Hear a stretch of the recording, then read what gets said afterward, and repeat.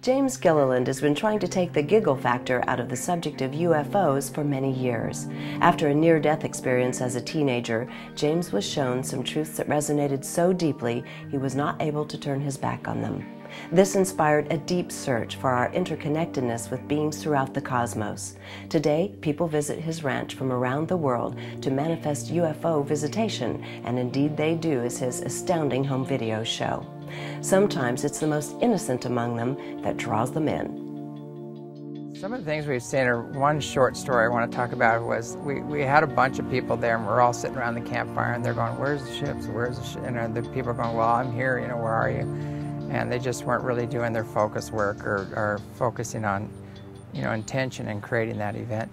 And this one little kid picks up a marshmallow, that he was cooking, and he cooked it, and he picked it up, and he started walking out in the field, and he goes, "Here, Mr. Spaceman," he goes, "I have a marshmallow for you like this." 2 ships just went, and they were there the whole time. They just weren't they just powered up and then took off together and went off, and it took this innocence of this kid, to initiate that, to make it happen. So what's that telling us about the rest of us adults? There's an old saying, you have to become like a child before you enter the kingdom of heaven. Well, this is heaven. Heaven is coming to earth, and it includes all these ultra-dimensional beings and masters and angelic beings and everything else. But we have to let go of our impatience and our demands and our arrogance and all of this stuff, and again become more innocent in awe and allow this to happen.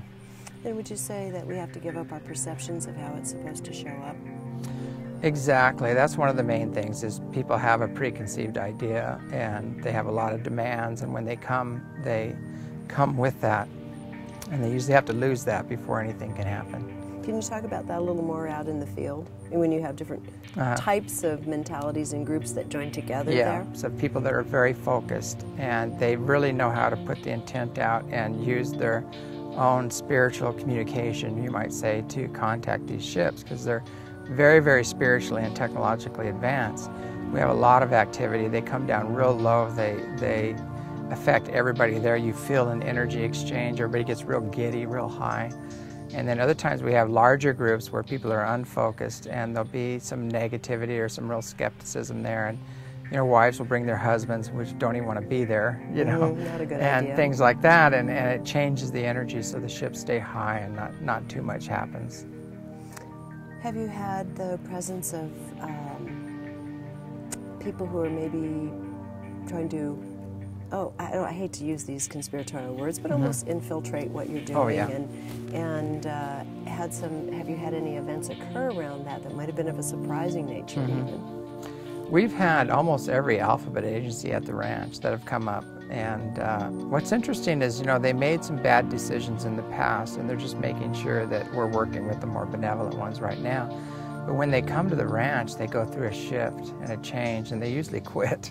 They have a real hard time experiencing that higher conscious energy or being involved with it for very long, and then going back to the system that they're in, with all the constrictions but we've seen that again and again, where people will come and they're blown away. We just had a scientist come up, and he came to debunk it all, and now he's working 24/7 with us, getting this all out, because he had so many experiences, he just couldn't put them in his box anymore, and finally he just exploded.